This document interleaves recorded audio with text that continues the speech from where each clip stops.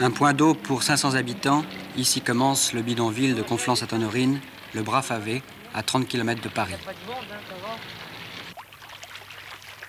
Rive gauche, le bidonville, rive droite, la ville. Ce bidonville est installé illégalement à la limite de deux communes, Conflans et Achères.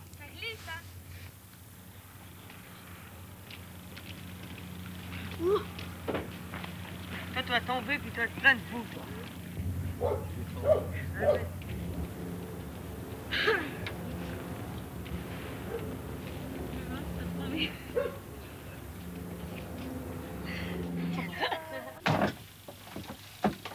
Les Sturm, l'une des 10 familles françaises du bidonville. Le père, ancien marinier, a préféré débarquer en 1966 pour vivre avec ses 9 enfants, dont 5 encore au foyer. Un vieil autocar acheté 220 000 anciens francs chez un ferrailleur.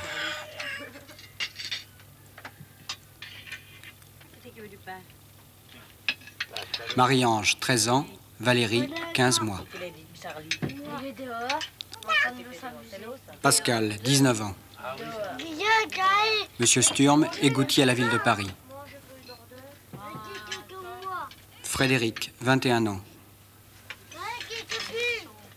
Thierry, 6 ans, inadapté. Madame Sturm, la mère. Didier, 10 ans. Charlie, 15 ans, est absent. Il y en a dans le tiroir, t'as quelque chose. Il faut bien qu'on travaille pour les gosses. Parce que ça mange bien les gosses. Hein. Faut pas leur priver les gosses de manger.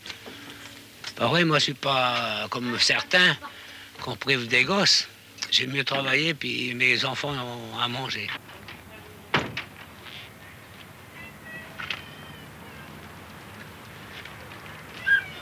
De vivre comme là, comme on est, c'est pas une vie.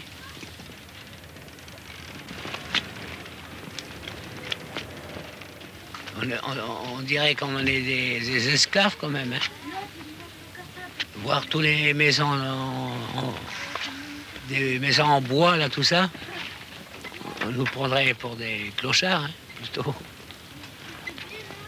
Les clochards, ils sont encore mieux logés que nous, des fois, pas vrai?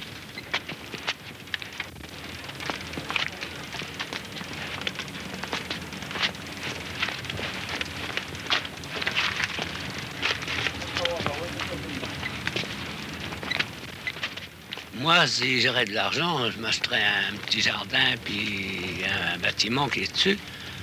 Mais tant que j'aurais pas de jardin, mais tant que j'aurais une petite maison dessus. Pas dire une villa.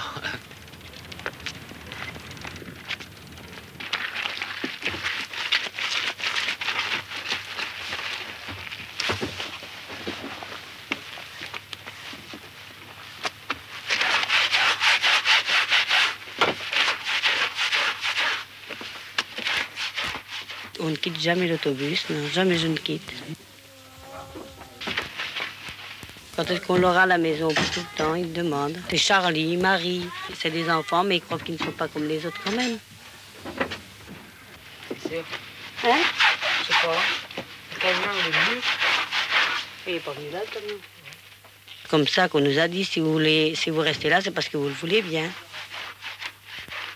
J'ai trouvé des logements, mais il fallait donner une reprise au moins de 300 à 400 000 francs. Alors c'est de l'argent quand même qu'il faut avoir là, sous la main.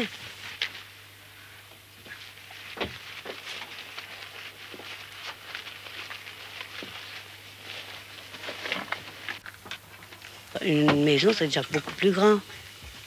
On peut avoir plusieurs pièces. Ici, on en a 2, d'accord, parce qu'on a fait une séparation. Dans une maison, on est quand même vraiment chez soi. Hein. Ici, on parle, on peut nous entendre dehors. De l'autre côté du pont, les gens sont quand même plus heureux que nous. Et les enfants sont quand même ils vont à l'école propre. Quand ils reviennent de l'école, Charlie, le midi, le maître m'a fait une réflexion, j'ai mes chaussures sales, alors il m'a dit qu'il fallait plus que je retourne. Il avait dit de ne plus retourner à l'école avec ses chaussures sales. J'irais bien là-haut leur dire. Depuis que les enfants vont à l'école, j'ai jamais remonté là-haut. On nous regarde et tout ça.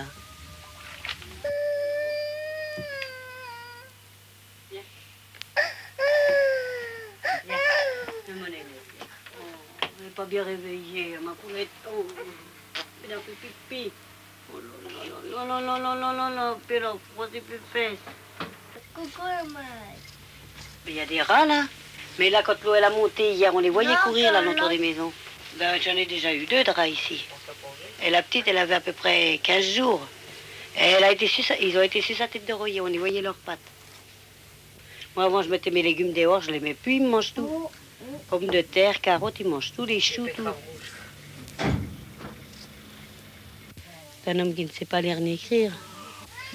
Pour les enfants, il est bon aussi bien que pour moi. Ça fait quand même 24 ans que je suis mariée. Il n'est pas méchant, rien du tout. Jamais, jamais j'ai été battue, rien du tout. Il aime bien ses enfants. Écoutez, toujours, si j'achète quelque chose, il est tout à fait d'accord avec moi. Si c'est lui, je suis d'accord avec lui. Pour les enfants, c'est pareil. Quand ils veulent quelque chose, eh ben, le père, c'est lui qui décide. Eh ben, quand il dit qu'il y aura ça, il ne l'achète des fois pas tout de suite, mais enfin, quand on peut, on le fait.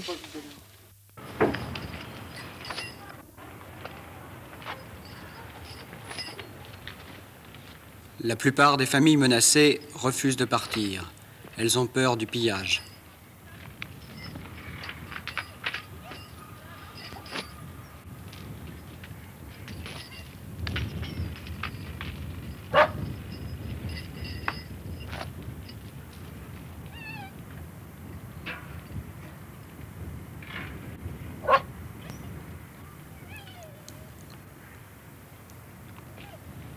Certains habitants, comme ce vieux marinier malade, sont évacués malgré eux.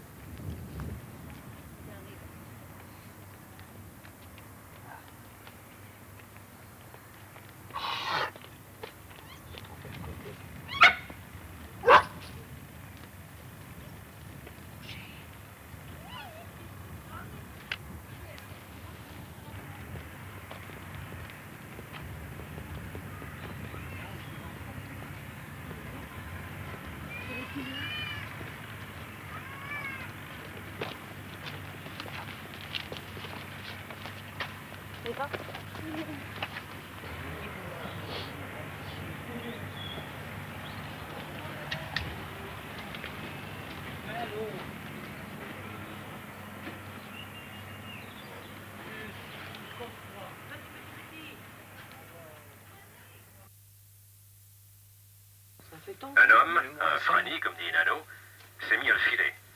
Alors j'ai moi-même suivi le mouvement. Malaret est retourné à son école. Quant à l'homme qui suivait, il est revenu avenue Brua. Et il est entré dans les locaux de la DST. J'ai décrit cet homme à Bulen, qui m'a confirmé qu'il s'agit bien d'un inspecteur de la DST. Alors qu'est-ce que je fais? Que Bulen reprenne contact avec le commissaire de la DST. Terminé.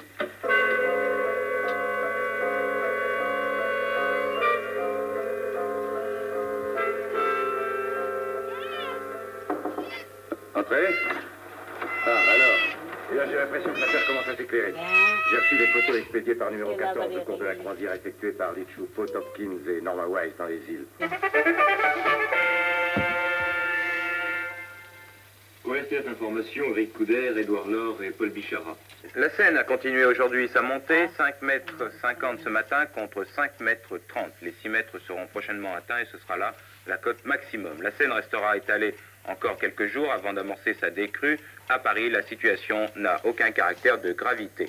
En Seine-et-Marne, il semble que la Seine ait atteint ce soir sa cote maximum, car Lyon et le Loing amorcent une légère décrue. Pas d'Alpine Renault, pas de Ford aux 24 heures du Mans cette année.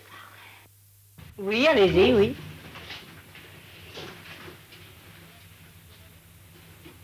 Allez, un peu démantibulé aussi, ça va pas. Oh ben. Allez. Avec Madame Sturm, nous avons fait les comptes.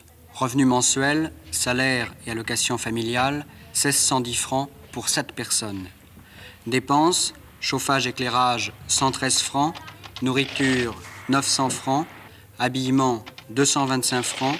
Entretien, école, santé, 192 francs. Il reste 180 francs pour les autres dépenses et l'imprévu.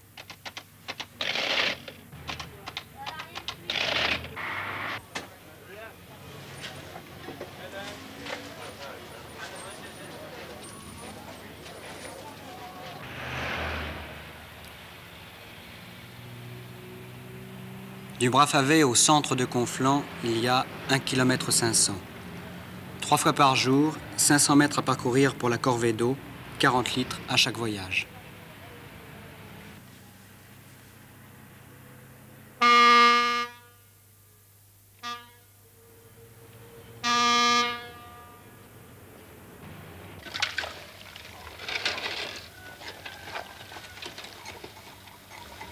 Quelqu'un de malade la nuit, personne ne se dérange.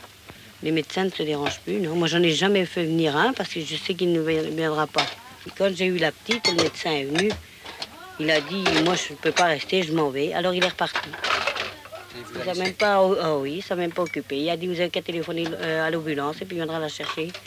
Et ils ont téléphoné à l'ambulance et la femme du café lui a dit à l'ambulance, n'allez pas là-bas, vous ne saurez plus en sortir. Tellement qu'on est dans la boue. Si on a quelqu'un de malade, on peut tout à fait bien payer. J'ai eu mes enfants malades. Mais j'ai été les faire soigner comme ça, en allant dire qu'est-ce qu'ils avaient, leur prendre la température et en allant dire ce qu'ils avaient. Et on me donnait les médicaments pour les soigner. J'accuse, moi, que j'ai pas eu de chance. On n'a pas eu de chance. On est vraiment dans la déveine dans tout, parce qu'on n'a jamais eu de chance en rien. Si on a des enfants, enfin, qui sont bien portants et tout, malheureusement pour Thierry, qui a ça, quoi. C'est pas qu'on a échoué, non. Mais je pense qu'on aurait quand même pu être plus haut qu'on est. Ne monte pas dans la boue, il y a les...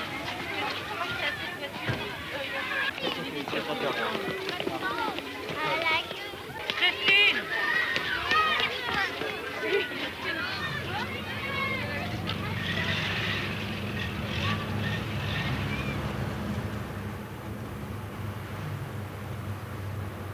À l'école, il nous dit tu vis avec les Portugais, tout ça. Moi, je dis vis pas avec les Portugais, je vis tout seul avec ma mère et mes frères et sœurs.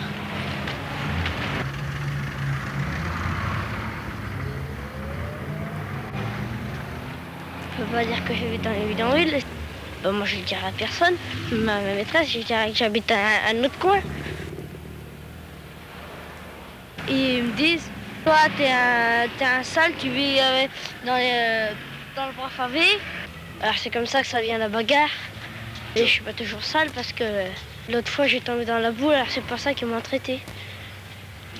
Alors moi j'ai appelé les autres, alors on a cassé la gueule. Il y en avait un qui a un œil en vert noir. Début mars, la Seine dépasse de 6 mètres la cote d'alerte. Les derniers habitants du bidonville fuient vers la ville. Ils y vivront tant que durera la crue. Seul, ou presque, l'autocar des Sturmes est encore habité.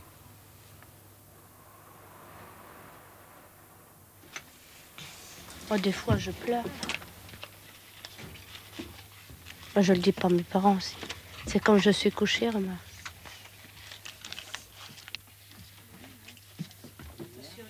Je n'ai pas l'impression de ressembler aux filles de mon âge. Parce que je suis dans les bidonvilles. On ne trouve pas de camarades. J'ai pas honte d'être dans un bidonville, mais je suis un peu gênée. Pour moi et pour mes parents.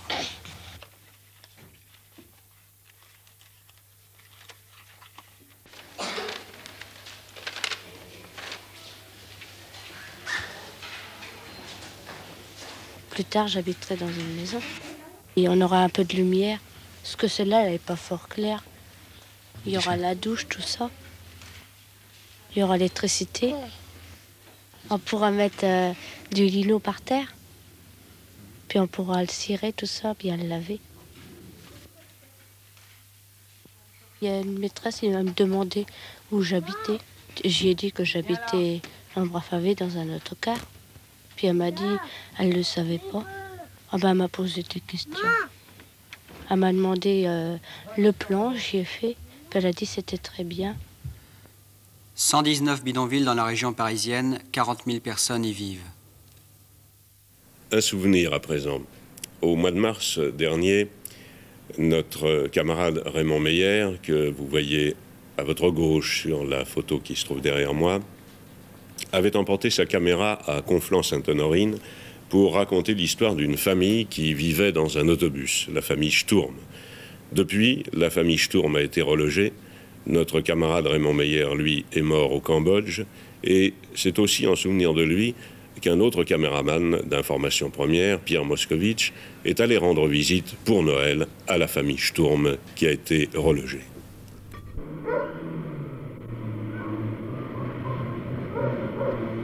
On est mieux que dans l'autobus quand même, hein. C'est la première année qu'on est ici, nous. Premier Noël qu'on fait ici. Hein, Thierry? Le dernier pour moi. C'est bon, parce que tu as du fromage. Hein? Je crois que je peux t'en donner. Ah bah oui, ça les aura tous goûtés. Il va les avoir tous goûtés, les fromages, il n'y a que lui qui en mange. Bon, bah j'ai pas de soucoupe pour tout le monde, hein. Alors il y en a qui mangeront dans les bols. Non, parce qu'il y en a placé une. Ben oui, à chaque cuisson 4, alors il n'y en a jamais assez pour tout le monde. Ah non, il ne faut pas les... Ben à la petite, j'ai acheté une petite voiture, et puis un baigneur, puis à Thierry un petit tracteur. Tu coupes tous les dents en même temps. T'as dit que tu voulais.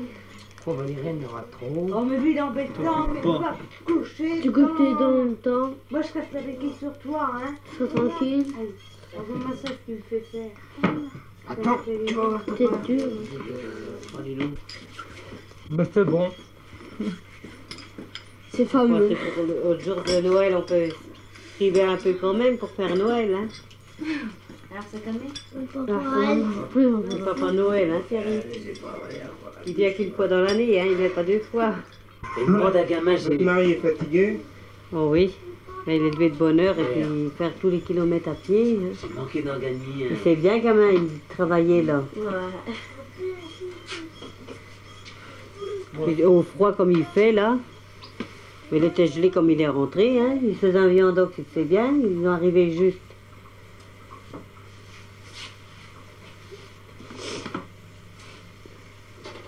Là, tu l'appelleras pour boire du café. Ils vont en boire du café avec nous.